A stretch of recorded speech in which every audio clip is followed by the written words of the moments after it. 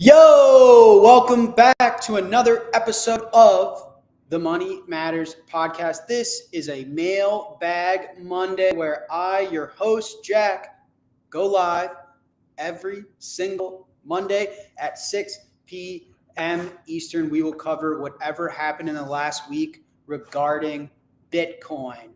Hello, everyone. I see the chat. Welcome. I'm coming at you live with a Bitcoin price of just above $86,000. That puts Bitcoin's market capitalization at just north of $1.7 trillion. A little bit of a dip. There's a lot going on. I have a rant in store for you, but we will let everyone pour in first and foremost. Chat, let me know as always, where you guys dialing in from? How are you doing? It's good to see everyone. For those that don't know, I produce this podcast all by myself. It's been a roundabout way to arriving where we are, but where we are is I got no sponsors. I'm never going to sell you a gym membership. I'm never going to sell you an electrolyte pack. I'm just going to show up and be honest, be ruthless in my pursuit for truth, for principled discussion, and for whatever is the best for Bitcoin, because I believe Bitcoin is our best chance at a better world. And so you're getting me as raw as they come, no fluff, no sponsors. This is one of my many avenues to express myself, my beliefs, and be part of the conversation around the world, around technology and around Bitcoin and around a better tomorrow. So I really appreciate all the support. It means a lot to me. This is one of the more fun projects I have that I'm working on. I am the founder and CEO of Strike, as you guys know, so I'm really busy there. I got a lot cooking. March might be the biggest month of my career, by far, actually. I have a lot in store that I'm really eager to announce. But the Money Matters podcast and my ability to come on live stream and chat with you guys and answer Q&A and give my opinion and converse with you all, it's something I don't take for granted. It's really, really cool. I'm falling more and more in love with it. I'm really excited about the podcast, the future of it, and the fact that you guys have been so supportive to me. So thank you for tuning in. Once again, we'll let everyone pile in. Everyone's now getting their notifications that I've gone live. And so we'll let everyone pile in. And then we will get started. Obviously, the main topic is Donald Trump, Mr. President Trump, and what he posted on the internet yesterday on Sunday regarding the strategic reserve for the United States of America. Let's see. I've got Dallas in the house, Bloomington, Illinois. You are very near Chicago. What's going on, brother? Northern California, the suburbs of Chicago. Which suburb? I grew up in Evanston. That's the suburb I grew up in. Oregon in the house. Is it Oregon or Oregon? That's tomato. I never know.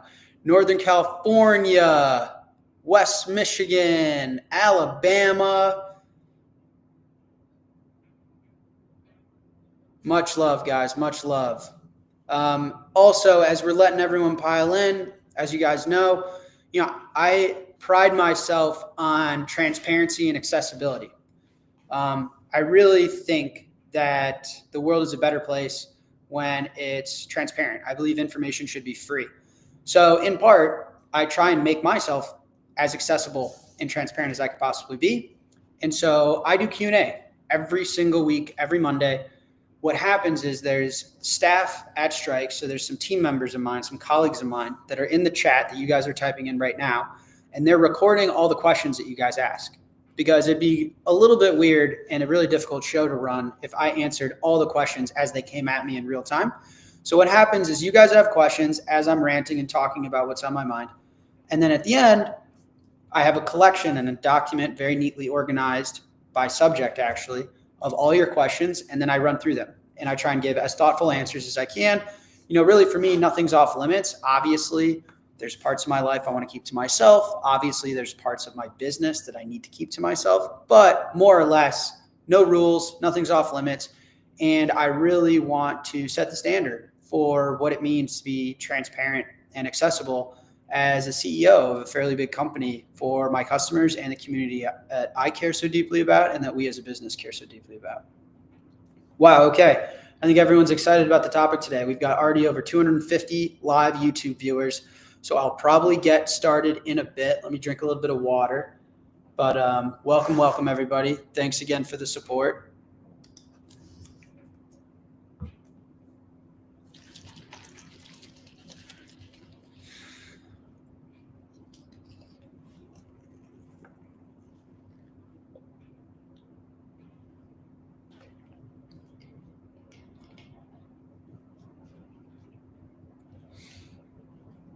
Okay.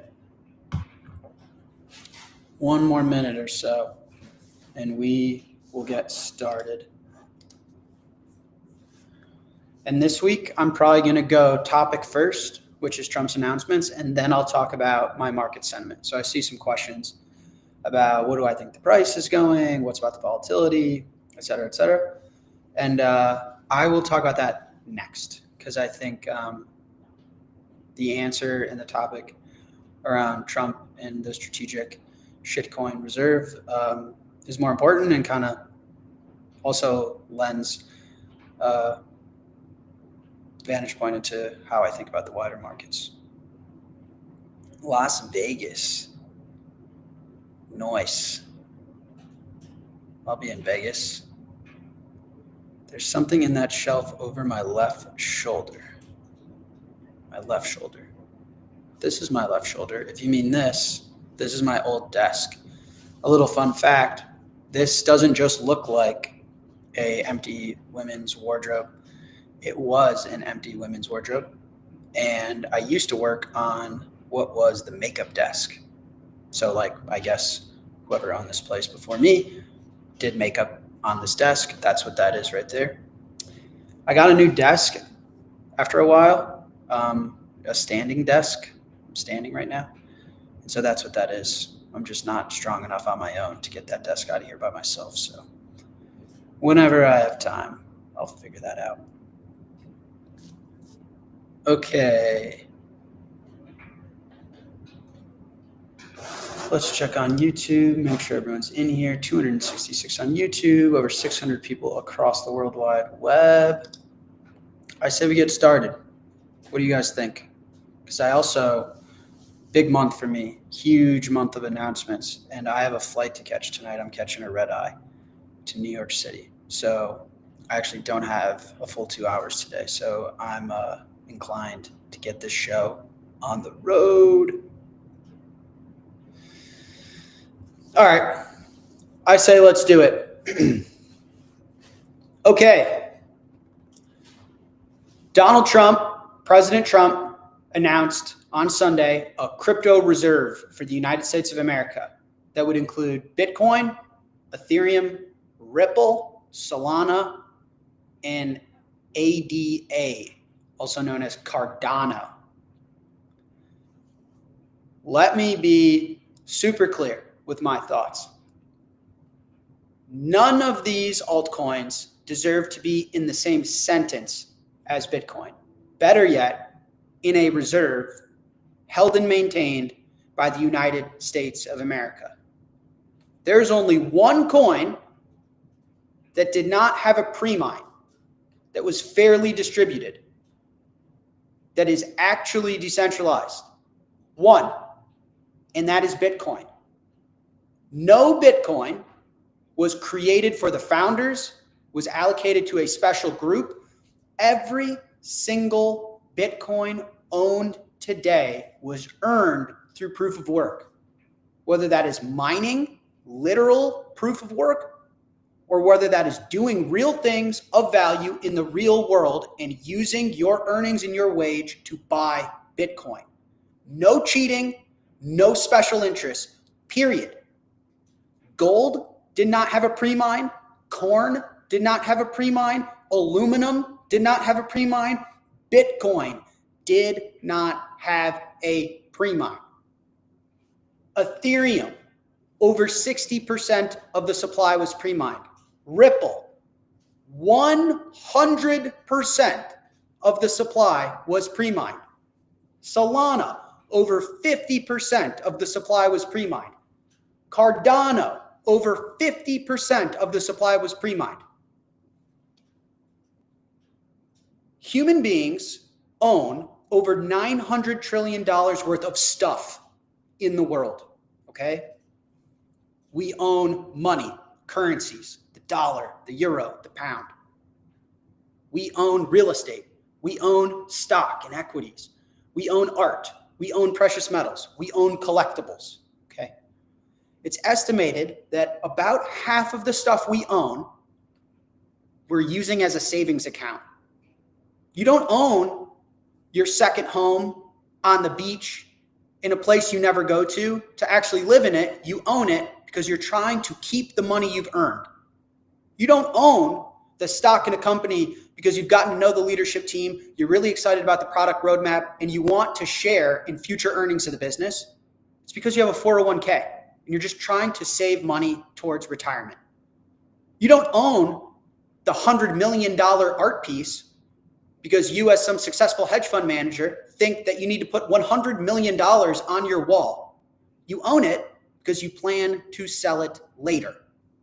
Bitcoin solves the use case for all us humans of I've created value for the world and I want to keep it. I want to store it. I want to bring it with me tomorrow. It is the best money we've ever seen. Therefore, Bitcoin is a $500 trillion idea. Half the world's value Bitcoin absorbs and solves for. It is solving the biggest problem we have today. If we can fix the money, we fix the largest problems we have in the world. Now, none of these other things are money. They're not trying to be money. They don't pretend to be money. They sell themselves on utility. They sell themselves on functionality. They sell themselves on technology. Now, you're telling me a pre-mined group of tokens that's selling itself as technology needs to be bundled in a reserve with something that's going after a $500 trillion opportunity that is the only provably absolute fixed supply asset in the history of our species. These things are more like Visa and Apple and Amazon and NVIDIA than Bitcoin. Do you know what a 60% pre-mine or 100% pre-mine or a 50% pre-mine sounds to me? That sounds like Apple. That sounds like Amazon. That's a company.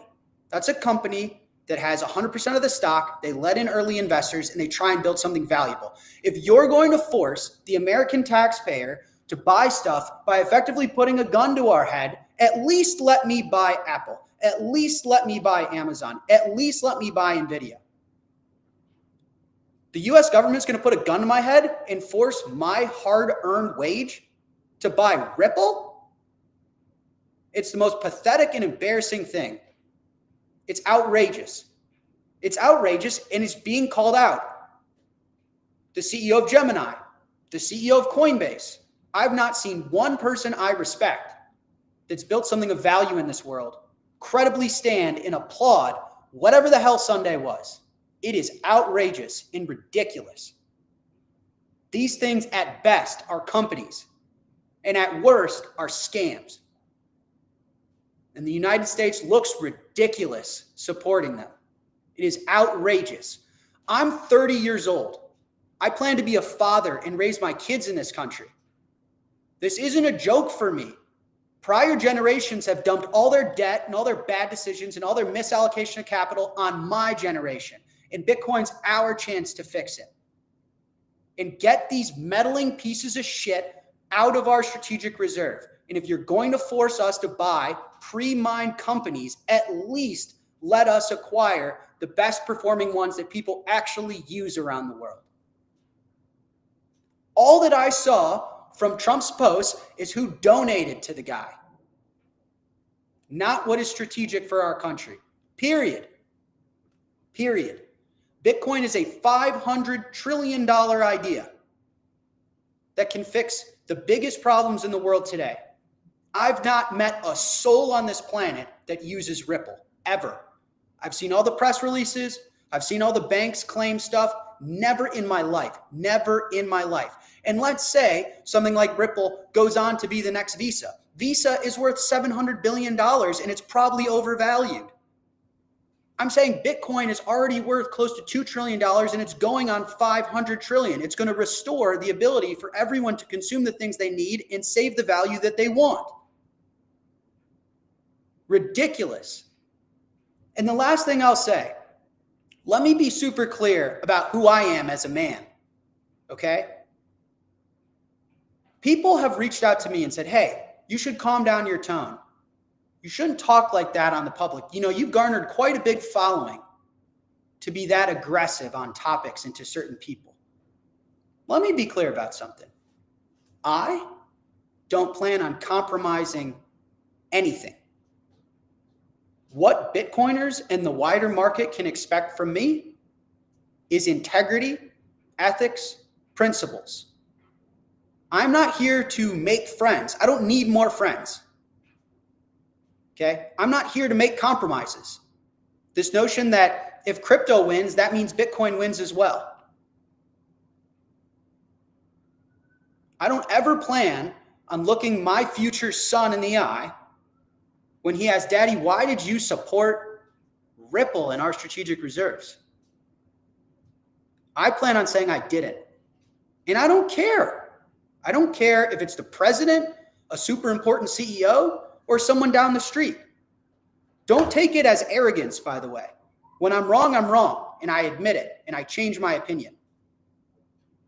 But if I believe that something is mission critical and important and ethical and principled and integral, I will not bend, and I don't care who you are. Bitcoin takes no prisoners. Bitcoin will humble you. It is an absolute ego test no matter what, no matter who you are. Bitcoin operates on a set of principles that do not bend. There are no cheat codes. There are no silver bullets. You cannot route around the fact that Bitcoin is fair. And that ethical equality is protected by cryptography. Even if you're the US government and the president of the United States, you will get embarrassed if you don't know what you're doing and you don't follow the rules, just like the rest of us. So for all the people out there that want me to say, well, as long as these other people win, we win too, that's not how I roll. That's not how I play ball. That won't be the purpose of my life. I don't need more friends. I don't need more compromises. I don't denominate my life in fiat gains. I'm here for a better world and for the future of our species to be better. The future of society is only as strong as the ethics we instill right now. So if I see bullshit, I call bullshit. Sorry, sue me. End rant.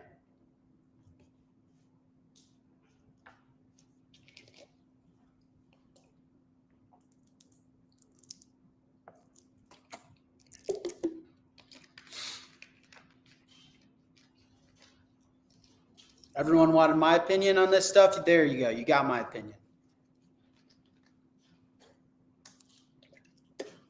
Listen, I could be a fan of this administration and all they're doing while also saying that was stupid, ridiculous, embarrassing, lacked all sense of integrity, ethics, and morals. Both can be true. Give me a break. Grow up. Of all the people that are out working hard in this industry, I'm probably the closest to high school. And this, whatever the hell this is, reminds me the most of high school. This reminds me more of high school than high school did. Pathetic.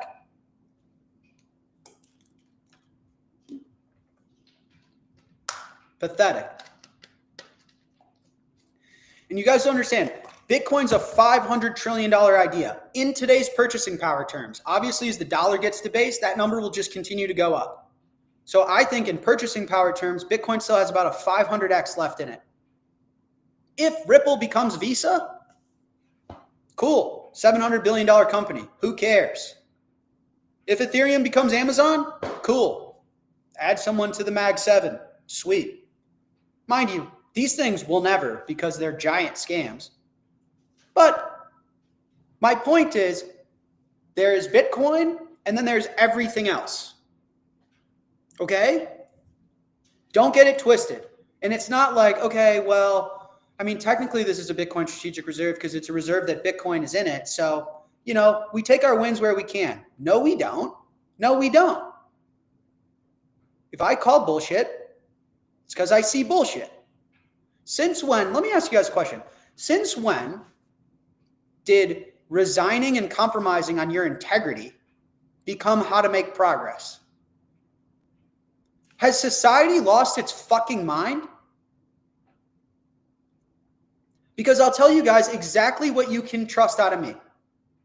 I will not be the old white guy in a blue suit and Louboutin sneakers trying to justify what is obviously wrong. Because that's what the rest of the world looks like. And I grew up in it. And I won't do it. And these people can't shut me up either. It's why I got my own podcast. Sorry. Nothing about Ripple makes sense to me. Sorry. Sue me. What, you have a problem with me being ethical, principled, holding integrity, not compromising on my beliefs, holding the value, future of society over my own gains, my own relationships, my own access to whatever people value? You got a problem with that? Who are you? Embarrassing. I can't believe I'm the only person with a big audience that's willing to say that. Christ's sake, have a spine.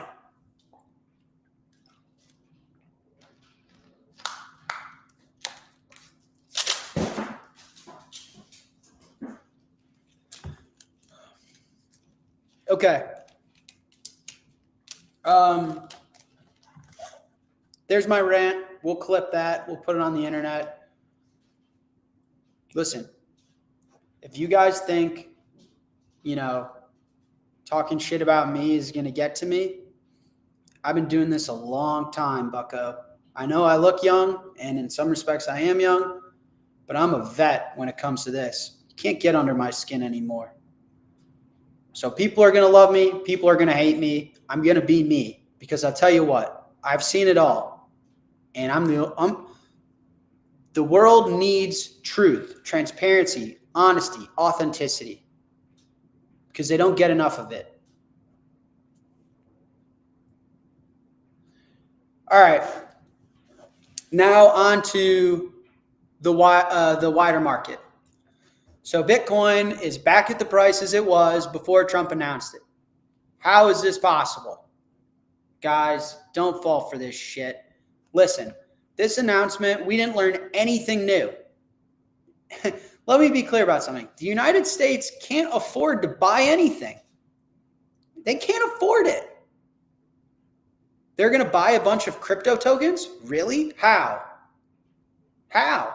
I've been talking to you guys for months now. Show me the liquidity. Show me the liquidity. Show me the lower interest rates. Show me the funding program from the Treasury. Show me both. Show me the liquidity. What's the announcement? That Trump plans to hold shit coins at some point in his term? Guys, that's not an announcement. Nothing new was learned except who donated to Donald Trump. That's the only thing we learned. Who are the biggest donors to Donald Trump? That's it. The reality is our economy is getting weaker. The dollar is still too strong. Trump needs a weaker dollar, period. I've been saying this, guys. What have I been saying for months? Not to brag, but if you have been a listener of this show consistently, we've been accurate about the market for a while now. What have I said? I said in the immediate term, expect volatility. In the medium to long term, expect way up. But that's all predicated on the weaker dollar, on where the liquidity is coming from. The market needs clarity. We got a bunch of weak economic data today, and everything fell right back down. If you look at a chart, what does it look like? Volatility. If you took a nap after Donald Trump won the presidency of the United States and woke up today, you'd be like, oh, nothing's changed. There was the Trump pump after he won. Markets are excited. And then that's it. You wouldn't have known we went to 110, then 95, then 100, then 90, then 100, then 79, and then 93, and then 80. It's going to wear you out or scare you out. It's going to chop you up. It's going to eat you alive. I'm telling you, expect volatility. None of this is new. None of this is groundbreaking. The notion that people are celebrating is ridiculous. And this was challenged to David Sachs of, you're actually going to make American taxpayers buy Ripple? You know, Ripple's 100% pre-mined, meaning Ripple printed all the tokens, and the only way it gets distributed to the public is they dump it. So you're going to make US taxpayers exit liquidity for Ripple Labs? Have you lost your fucking mind? And he said, no, we're not actually. You haven't heard the full announcement. Yeah, no shit. We haven't heard the full announcement. No duh. None of us have. We don't know what Jerome Powell's thinking at the Fed. We don't know what Besant's thinking at the Treasury. Now this Sachs guy, we don't understand. Okay, so what are markets going to do? Red. It's going to look bloody. Okay, then we'll see. Because it's all a charade of cards. This thing can't sustain itself. So unless the current administration is willing to collapse the world on its face, show me the liquidity. Show me the weaker dollar. Show me the currency debasement. And I will show you a $500,000 Bitcoin. I've been saying the same thing over and over and over and over again. None of it's changed, especially after this horseshit of an announcement. None of it's changed. The only thing this does is it requires more of my time and more of my energy to explain to institutional investors and people on Wall Street the difference between Bitcoin and all these pieces of shit. It just makes my life harder. It's just a waste of human capital. But fundamentally, nothing changes. Bitcoin and the rest of the assets, the rest of the economy are still in for some near-term pain because we still don't know about tariffs. We still don't know where the dollar liquidity is coming from. We still don't know if Jerome Powell is going to get on Trump's team and actually weaken this thing and actually help fund reshoring on the U.S. We don't know anything. This changes nothing. Nothing. So welcome to the prices that were on Saturday. And if you fell for it, be better.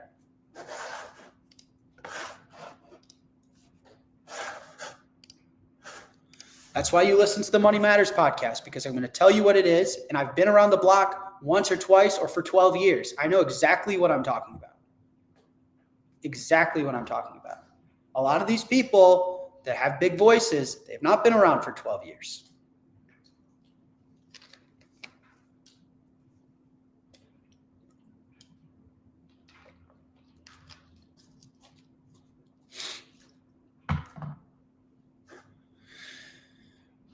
So anyway, I see a lot of questions what I think the price is going to do. Guys, it's the same thing. It's the same thing. Show me the liquidity. As soon as the Fed says, shoot, economy looks really weak, we need to invest in more growth. As soon as Besant says, hey guys, we got to reshore a bunch of stuff. So we're coming out with the ABCDEFG funding program. Probably both are going to happen. And then once we weaken the dollar, everyone else has to weaken. China's got to stimulate. Japan, everyone. Until then, volatility. Is Bitcoin going to zero? No. Is it going to march to 500K? I'm telling you, no. What's it going to do? It's going to make you think it is, then it's going to make you depressed. Then it's going to make you think it is, then it's going to make you depressed. What's my honest advice? Stay humble. Stack sats. Live your life in a surplus, meaning earn more than you spend. Be reasonable. Don't rely on Bitcoin's price for anything in your life. Take care of yourself. Go touch grass. Go do something fun. Love somebody. Love yourself.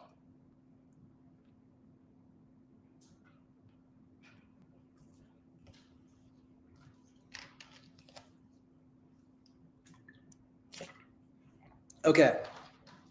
As I mentioned before, March might be the biggest month of my career, hands down. The things that I am hopeful to announce to you guys, man, I am so excited. I know the price is down, and I know for some folks that's really difficult. I am so excited for what I have in store and what I'm working on. Part of that, though, is a lot of travel. I know on some of these episodes I've been cut off because I have to travel, and this is going to be another one. I got to catch a late night flight to New York. I got an in-person meeting tomorrow. So what I think we should do is skip trivia this week just because I don't have time, and I can get to your guys' Q&A because I probably want to be done, top of the hour, latest, 45 minutes from now or so, because I really don't want to miss my flight. And once you guys understand what I'm working on, you wouldn't want me to miss my flight either. So I say we get to the Q&A. And so I'll give you guys a second to write all the questions you want in the chat. I see we have some questions already, but unless there's any other topics, I would say just ask me whatever you want, whether it's follow-ups on my rants or whether it's product questions about Strike, personal questions about me, and we can spend the next half hour or so answering questions. I'm going to raise my blinds and turn on the lights in the meantime. So give you guys a second to ask questions.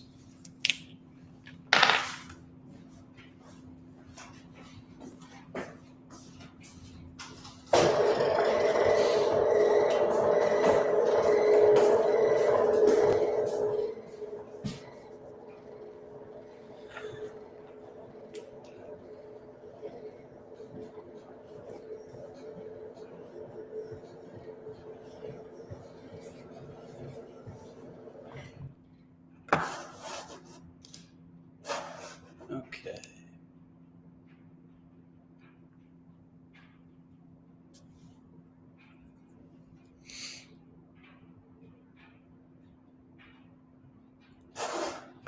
All right, let's get into it. For those that are just joining, ask questions in the chat, write them down. My team will collect them and put them in a doc that I have here just to my left, and we'll go through them all. Pretty much nothing's off limits. It should be obvious what is, but try me. I want to be as accessible as I can, give you guys all the answers that you're interested in. So we'll start from the top. This is on Trump, strategic, quote, crypto, quote, reserve, and his policy. From MJ Matrix, I understand perfectly why we need Bitcoin as a reserve, but can you explain to me why the government wants to add XRP, Solana, and Cardano? I would rewind to the beginning. I ranted about this. I can't explain why, because they shouldn't, and it's pathetic. But I would assume my best guess is political donations, and they're making whole on a promise that they made before Trump won, saying, if you help me get votes, I will do something for you. And that's why. By that's deep. Why do you want the US government to hold Bitcoin? And why do you want politicians and big governments buying up all the BTC? Firstly, I don't think I said I want politicians and big governments to buy up all the Bitcoin. I think, sometimes I get a little confused. Like, Bitcoin is an open system. Anyone can do whatever they want. The only thing that we all share in is the rules. As long as you follow the rules, you do whatever you want. So sometimes I see Bitcoiners, they're like, who invited BlackRock to Bitcoin? Someone kick them out. It's like, excuse you, who self-elected you the president of Bitcoin? Like, you don't get to run Bitcoin. BlackRock has every right to be in Bitcoin, just as someone else. And it doesn't matter. And if Bitcoin can't survive, anyone interested in it being a part of it, then it's not destined to work. So the notion that we're threatened by governments buying up all the Bitcoin, like, let's be clear, anyone can buy Bitcoin and should have access to Bitcoin. That's the whole point. And if you're not cool with that, that's a you problem, not a Bitcoin problem. Secondly, the notion that governments buying up all the Bitcoin would be a problem, like, I don't think anyone's actually thought through this in their brain. If the US government tried to buy all, quote, all the Bitcoin, they would render the dollar useless and Bitcoin would go to infinity. Like, let's be clear, they can't buy all the Bitcoin because they wouldn't be able to get it from me.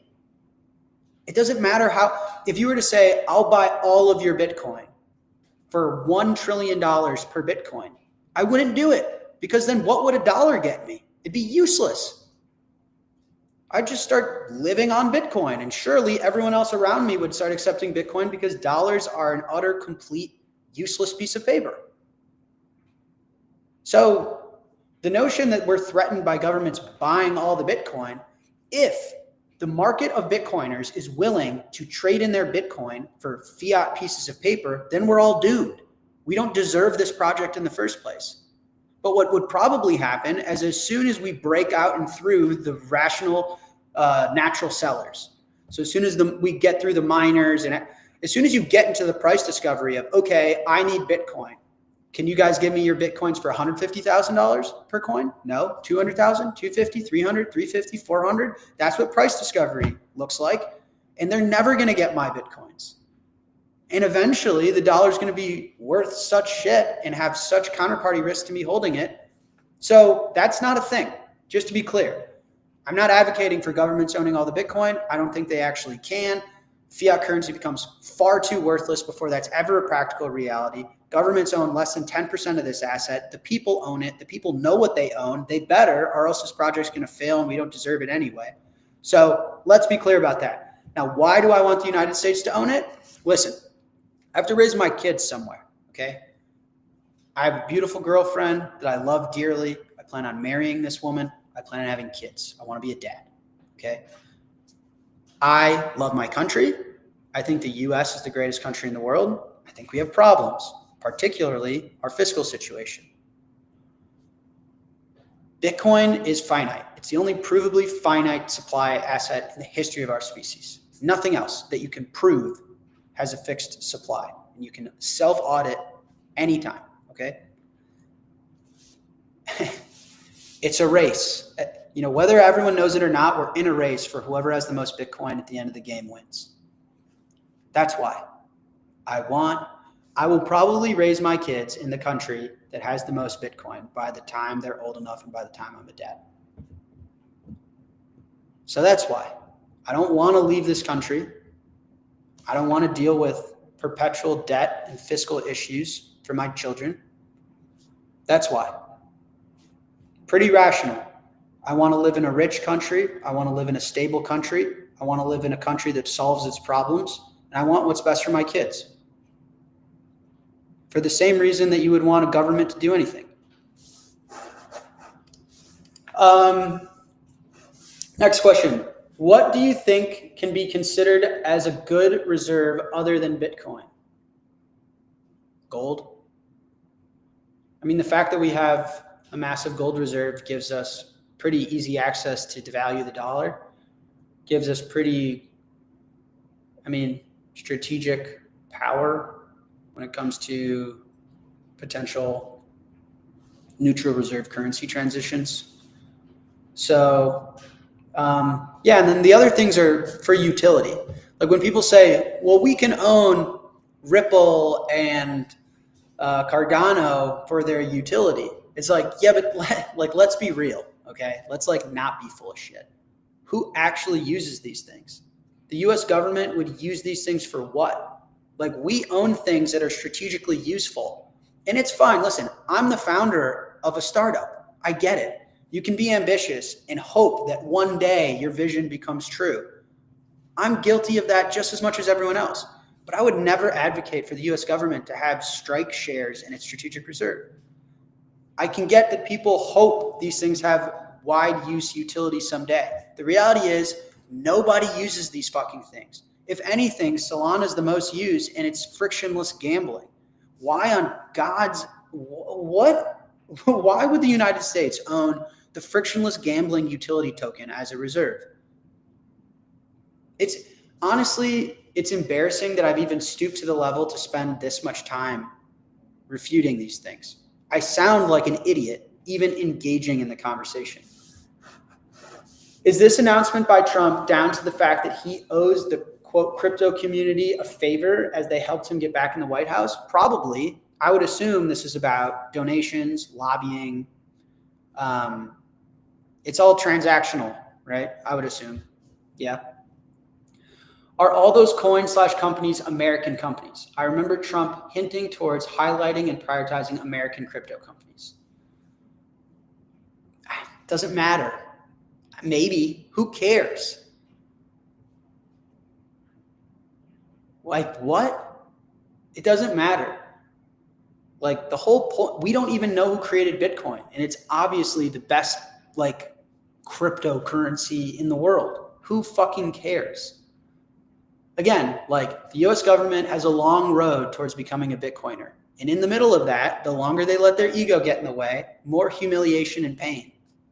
Sorry, even the US government doesn't get a hall pass. Sorry. They got a lot to learn. Does Bitcoin suffer with politicians because it doesn't lobby as hard as crypto? Yeah. Bitcoin doesn't have a marketing department. It doesn't have a lobbying team. So 100%. But guys, that's always been the case, to be clear. Like Bitcoin's never had a Super Bowl commercial. But here's the thing. Corn doesn't have a lobbying team. Gold doesn't have a lobbying team. Aluminum doesn't have a lobbying team. Wheat doesn't have a lobbying team. These are all commodities. These things also don't have a founder. Who's the founder of corn? Who got the corn pre-mine? Nobody, right? Duh. That's why these things couldn't be more different. You can't even sue Bitcoin. Yeah, my laundry is ready. I got to finish packing. Shame you guys heard that. Is what it is. No, my laundry is across the hall. So it's across the hall.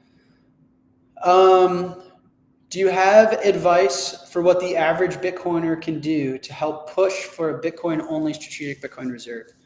I think we just have to be vocal. So I was helpful in putting together this event on the 11th. So it's a week from tomorrow in Washington, D.C. It's got Saylor will be speaking, Vivek will be speaking, I'll be speaking. And that's about why Bitcoin is different and why the nation's capital should think more strategically about separating Bitcoin and these things. And so, I think these politicians really, here's the deal, guys, is like they don't know. Like these people's jobs and their time hasn't been spent on understanding Bitcoin. And so they don't, and they're open to that. So I think it's all about education, and they want to hear from the public. What do these people care most about, if we're all being honest? Being reelected. So if you're saying like, hey, listen, like you don't get my vote if you put Ripple in our strategic reserve, then like they listen to that. So I think we just have to keep trying and fighting the good fight. That's why I do these podcasts and stuff. I'm not, like I said, I'm not getting paid sponsor dollars to do these. Just fighting the good fight. What do you think about the thought that Trump is doing his own version of what Elon did in 2021? What did Elon do in 2021? Elon's done a lot of things. Not entirely sure what you mean.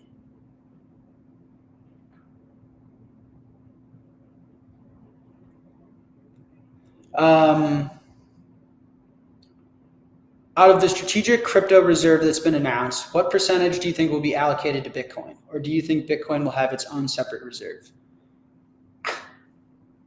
I have no idea. I think it should be all Bitcoin. I think we should focus our time. By the way, guys, like nothing is past Congress. Let's be clear. If we want like actual capital to be allocated to affect actual change, the way the US government works is we need to pass a bill through Congress. That didn't happen. So I think we should support Senator Lummis and her bill. That's what I think we should do. That's what I'm doing in Washington, D.C. a week from tomorrow. Things that are posted on the internet, we're already seeing David Sachs start to walk back some of this stuff. So what's actually going to happen? I'm not wasting my time on that. Wake me up when things actually happen. If Bitcoin doesn't hit your target of 250,000 to $1 million this cycle, what do you think the narrative would be in the Bitcoin space? I don't know. I'm just guessing.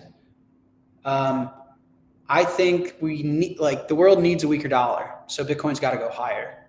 If it doesn't get exactly to 250 or higher, what's going to happen? Nothing. I also don't operate my life, my businesses, anything about me doesn't operate on high time preference. So this is my best guess. I'm not running my life or my companies or any part about me around that at all. I think I'm going to be right, to be clear. I'm not backtracking out of anything. But I don't know, who cares? I own Bitcoin because of what it's going to be worth way in the future. And because I would sell it for what? I don't know what else. I have the things in my life that I need. So, there's no functional use for me to sell Bitcoin anyway. Obviously, there's a correlation between the strength of a market-wide crash and the amount of liquidity we see. Broadly, You think we see small, medium, or unbelievably large on both sides of that? I think we see unbelievably large amounts of liquidity. It's just math. If we're going to afford what Trump campaigned on, I mean, maybe Trump backs out on some of his campaign promises, but still, like, what's funny is, so here, guys, let me just, this could be potentially an answer that goes over some people's heads. So let me back up for a second. The U.S. economy is supposedly growing and growing a lot, and it's really strong. And that's what Janet Yellen and Joe Biden was saying. The reality is, though, that a lot of the growth was the government itself. So the government was spending money, employing itself. And then technically, a job in the government is a job. And so when we say jobs are going up, all the numbers are going up. Yeah, but how much of that is the government itself employing itself? And that was always a concern, is that like the real economy in some areas seems to be struggling. The real inflation in some areas, like when you walk into a grocery store, seems to be struggling. But the data that's referenced seems to not be necessarily correlated or tell the same story. Now, what Elon Musk is doing with Doge is a huge problem because he is cutting the cost, calling bullshit, and just fixing all of the fraud. Those are all great things, okay? The problem, though, is it's going to weaken the economic data. Now, all of a sudden, numbers are coming in way below because the government is not spending as much on itself to drive growth. Like now the world needs real growth, like real companies doing real things, providing real value. It can't be a bunch of hosh-posh garbage. So in one aspect, Doge is great because it's solving real fraud and trying to drive real capital allocation at the government level that we can all sign off on and respect. I love that. But it's causing an even bigger problem in how we view our economy. So some of this economic data that's coming out is like everything looks awful. I'll tell you why it looks awful. Because Elon pulled the plug on all of the growth that was happening in the economy, which was our own government. It's all a fucking Ponzi. It's a scam. So, and I've been saying over and over and over and over and over again, Trump isn't shy about this. He said, listen, we're going to have short-term pain, but it's all going to be worth it. He's saying, I'm going to impose tariffs. We're going to cut a lot of our internal government spending. Economic data is going to be shit. Things aren't going to be great for a second, but I need Jerome Powell on my team. I need Besson to get ramped up. And then we're going to go team weaken the dollar and we're going to onshore all this shit. So anyway, to answer your question in a really roundabout way, I expect a lot of liquidity, especially because of Doge, especially because of all the things they're doing. Like there's no way around it unless we're going to go through like another Great Depression. But a Great Depression even now versus, 100 years ago, it's way different because we have $37 trillion of debt. So this is like the great, like everything is ruined. Like even China and Russia don't want us to outright fail. Like I think what everyone wants is us to print our way out of this mess, debase the currency, and move to a neutral reserve asset. That's what BRICS is, right? Like everyone's like, okay, we're done here. Like nobody should be the world reserve currency. It's obvious. Thanks for playing this role post the world wars. We all appreciate it. Let's get back to being friends and back to a neutral reserve asset none of us control. That's where we all want to go. And we will, in my opinion. Okay. How do you see regulators clamp down on manipulation from exchanges like Binance?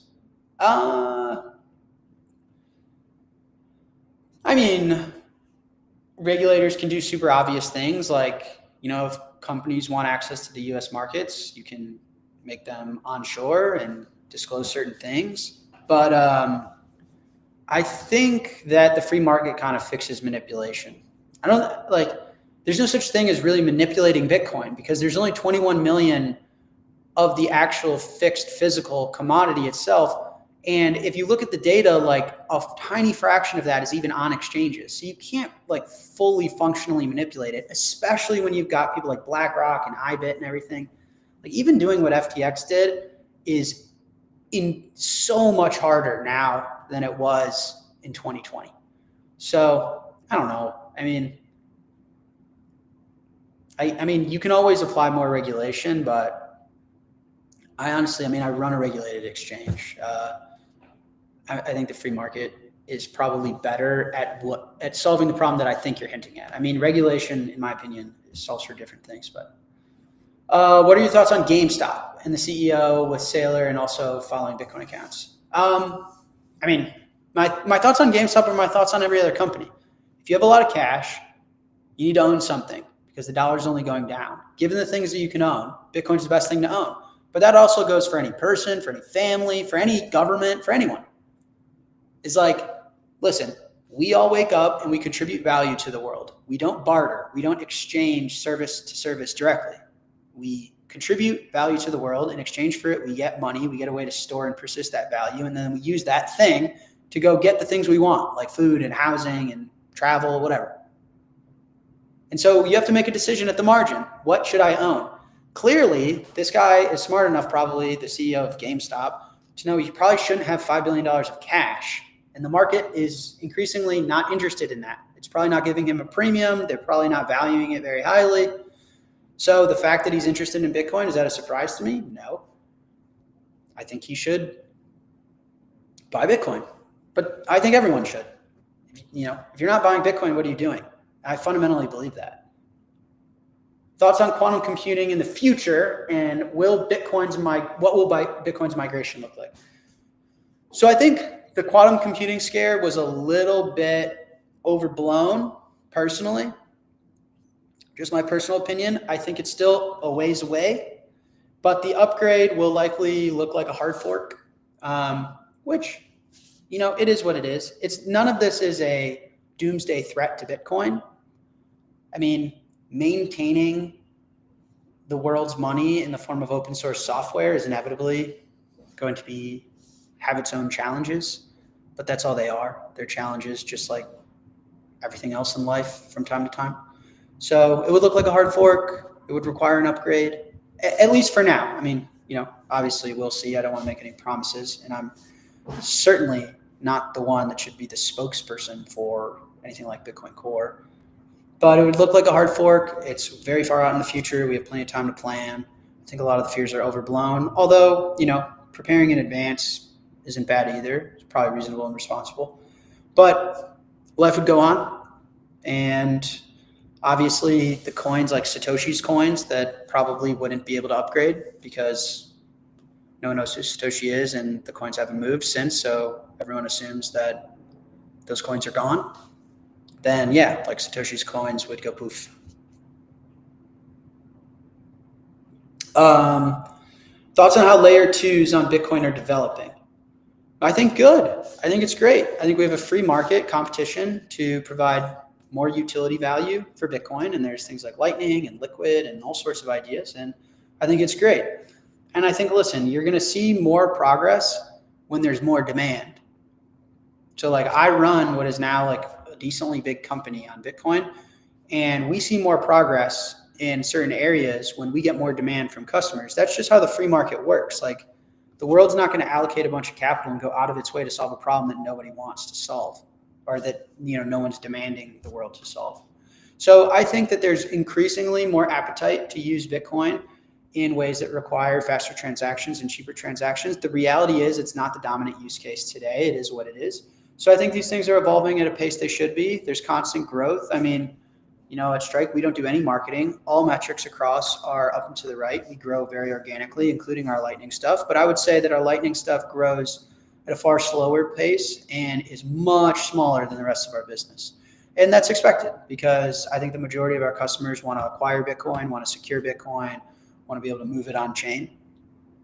And then there's, a smaller fraction that's interested in going a step beyond that.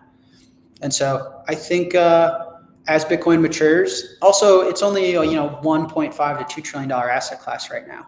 So I think if we do get to 250K to a million, that means we're then going to be a $5 to $20 trillion asset class, or whatever the math is. And that would probably demand more utility on top of it from the free market. And then companies like mine will go out and deliver that utility. Okay, questions about Strike. Do you believe in KYC AML as an effective force for good in this world? Or would you say Strike compromises on those unconstitutional regulations? How do I answer this question without getting myself in trouble? I will say that, listen, we as a company at Strike still deal with fraud, primarily in the United States. Fraud meaning like we get charged back. So people will buy Bitcoin and try and reverse their payment or something like that. And KYC AML doesn't solve that for us at all. And so I would say at best, it's not a silver bullet. At worst, it probably does more harm than good. But yeah, I mean, what I've said many times is, listen, I think to some extent, following the rules is required to be around to change the world. I've said at conferences before, I can't change the world from jail. Right. So yeah, I think at Strike, we want to build the most trusted, reliable Bitcoin financial services in the world. And so in part of that, we interact and face regulation and we follow the rules, and we have good relationships too. I mean, meeting these people, it's difficult because a lot of these folks need education. They're not necessarily out to harm people. I mean, the world is super complicated. So yeah, we play our role in doing that. And obviously there are people out there that don't want that product and aren't interested in KYCing to use Bitcoin. And so then they just shouldn't use our service, right? Like using Bitcoin doesn't mean you have to be my customer. So that's my stance on it. I think there's probably room to improve across the board from my own experience. But yeah, I mean, it'd be really difficult for me to contribute to the world in a way that I think is meaningful if I was like locked up. So I got my daughter onboarded to the Strike app. Her question is, what does the symbol represent in the app logo? Middle finger, comet, something else? How old's your daughter? So it initially was a comet at one point, and it really was like, Strike was multifaceted. It was Strike like how fast you can get from point A to B, Strike like Bitcoin, like a comet striking down and blowing up the fiat world. I thought Strike was super powerful, meaningful, just, the way that you have to pronunciate it and say it felt like it packed a bit of a punch, and all of that resonated with me and my personality and Bitcoin. And so that was the initial intent. And then when we were designing the logo, actually, if you tilt the logo 69 degrees exactly, it does resemble a middle finger. And we thought that that was not only hilarious, but also, we take on the persona as a company that we're not going to be like everyone else. We're not going to bend the knee and do things the political corporate way just because that's what people expect from us. We're going to be ourselves. This is my company. And we have big beliefs that exceed outside of Bitcoin, like the way I run my board, the way I run my internal calls.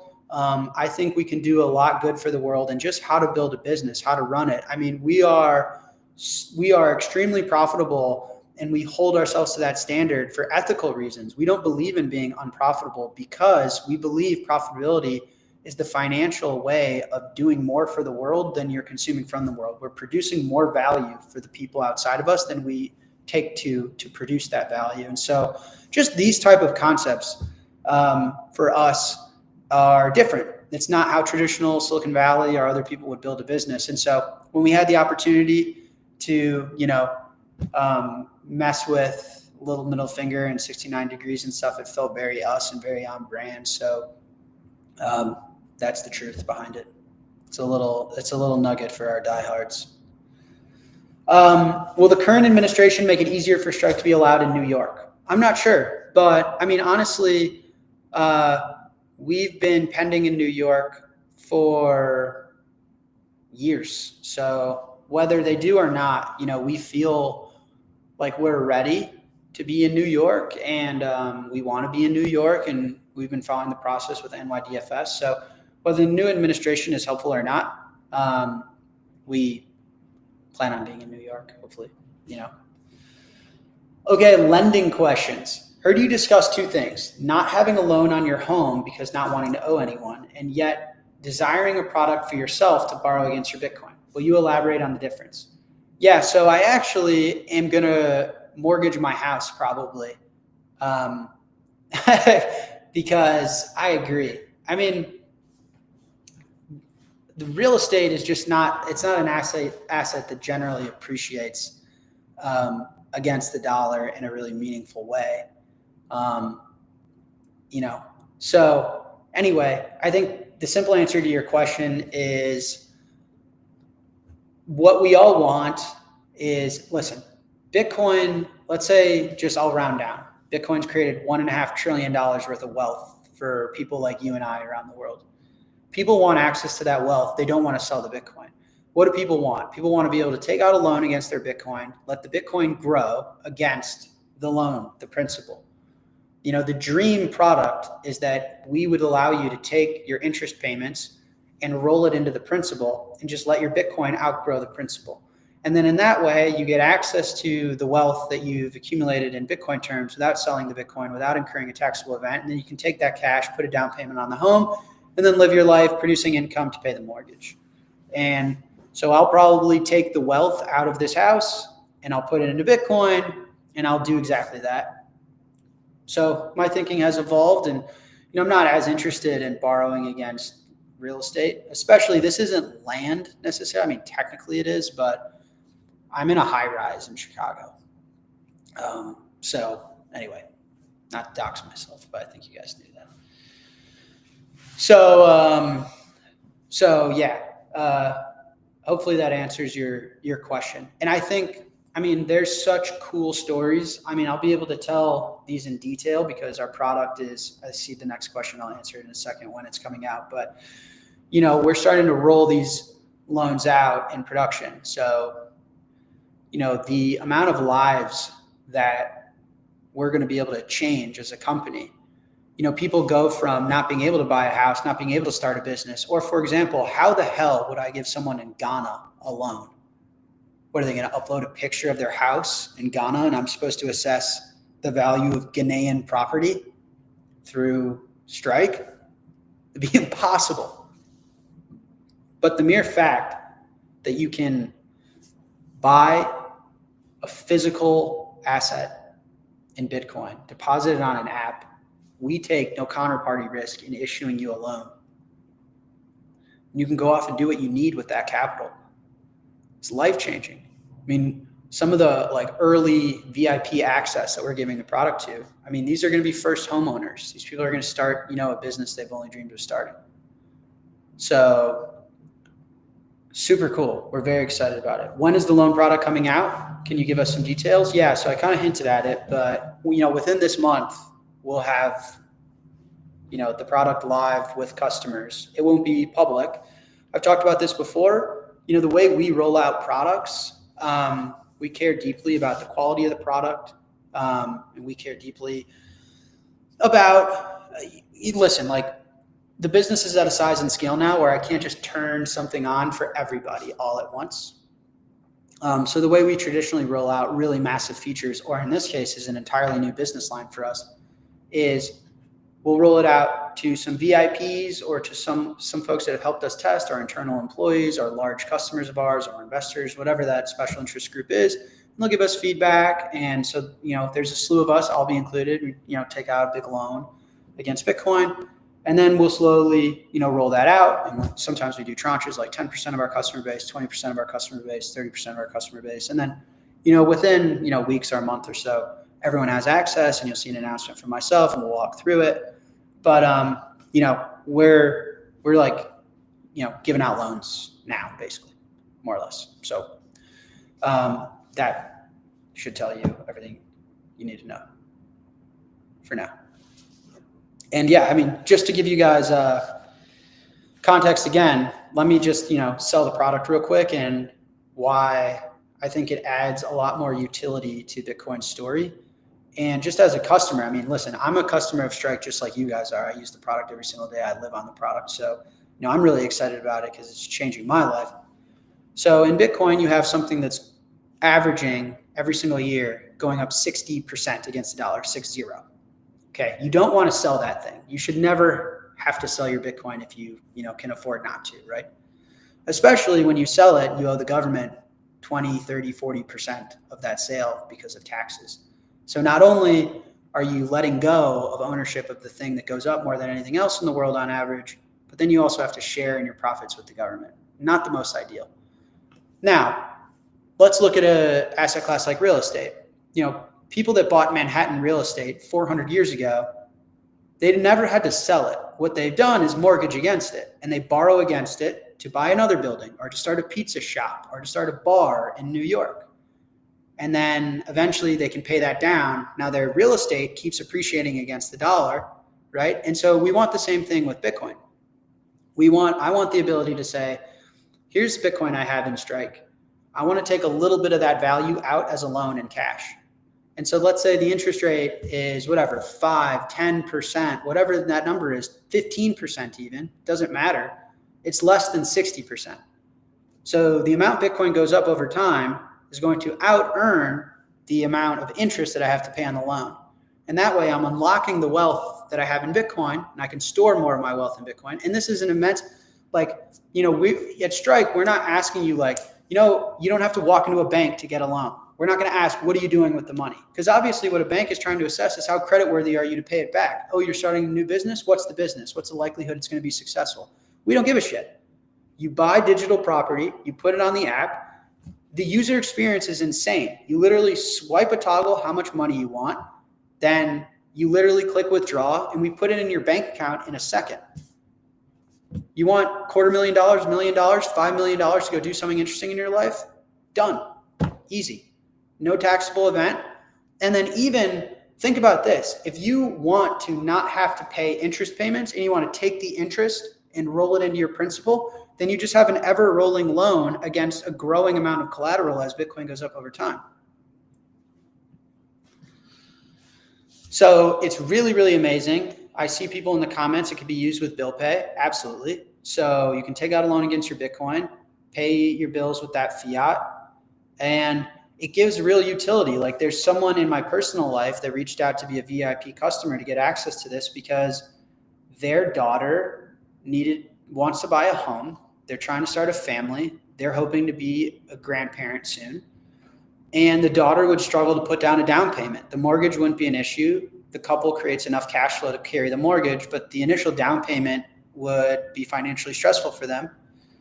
And this person was like, wait a second, I can buy Bitcoin that grows 60% a year on average, and then I can take value out of that position, give it to my daughter, allow her to acquire the home, and then just roll my interest payments into the principal loan and let the Bitcoin grow over time.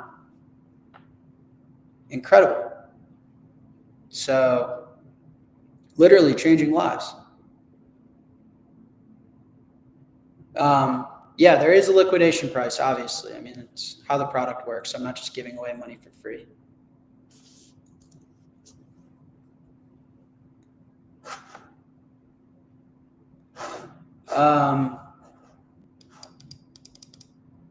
Cool. What's the difference between a consumer-first Bitcoin-backed loan and a predatory Bitcoin-backed loan? I own no dollars thanks to Strike. I don't actually know what you're talking about. Consumer-first Bitcoin-backed loan and a predatory Bitcoin-backed loan.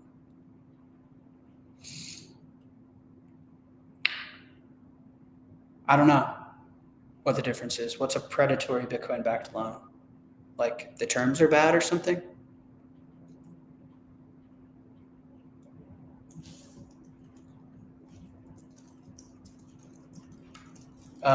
Sorry, responding to somebody. I'm not sure what you mean. Sorry. I don't know what you mean by that. Maybe I can clarify next episode. Can you start having youth accounts? My kids want to buy Bitcoin. We can certainly look into it. If we get enough demand, we can do it. It just requires a separate license than we already have. Unfortunately, it's like regulated under something entirely different.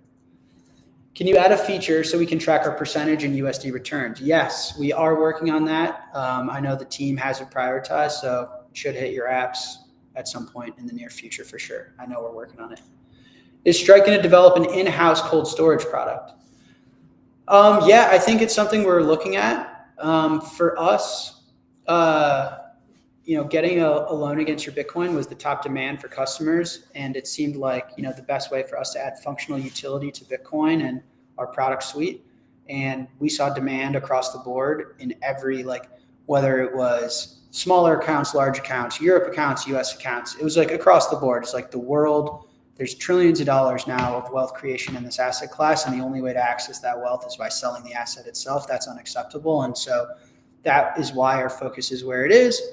And I think after that, custody might be up there for what we want to focus on. So I would say for sure,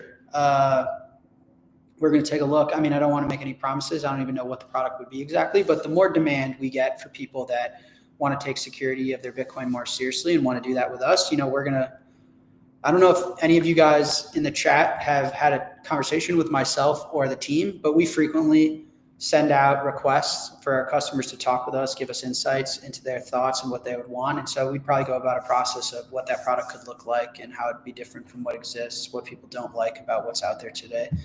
But I know that custody is a space within Bitcoin that we don't have a product yet, and we're interested. But no promises, no decisions have been made. Okay, last two questions. Should I have multiple cold storage wallets to mitigate risk? What's your personal protection? I'm not going to tell you my personal setup, but yeah, why not? Redundancy in that aspect isn't a bad thing at all. If you have a position that you want to split up and store in different ways, the only problem with that is that, you're making it increasingly more difficult. It's hard enough to do one thing right. So having to do 10 things right is, theoretically harder than just doing one thing right. But more practically speaking, there's a trade-off here, and, it could give you an advantage of redundancy and peace of mind. So, storing Bitcoin is, in many ways the eye of the beholder. So if you find value in the redundancy and you think there's a risk in single party failure wherever you're holding your Bitcoin, yeah, why not? And I can at least let you know that, there's redundancy in my life for sure. I don't store all my Bitcoin in one specific way. Last question. Did you sell some of your Bitcoin to buy your house? I'm all in on Bitcoin, and I don't know if I should buy a house with some profits or my Bitcoin. I will say I've sold Bitcoin in the past. Right now I sell Bitcoin every single month because I don't even own dollars. So I literally, my paychecks come in, it gets all turned into Bitcoin, and then I bill pay out of Strike, and my Bitcoin gets converted into fiat to pay my bills. So I'm a frequent seller of Bitcoin, but as our loan product, as we start giving sizable loans out and stuff in the coming days and weeks and stuff, I'll never sell Bitcoin again. So cool that, we're building a product where no one, theoretically has to sell Bitcoin again. Obviously there's margin calls and there's all sorts of details intertwined there. So there's no promises, but I'm hoping that, the final days of me ever selling a SAT are coming as, we finalize this product and get it out to the market.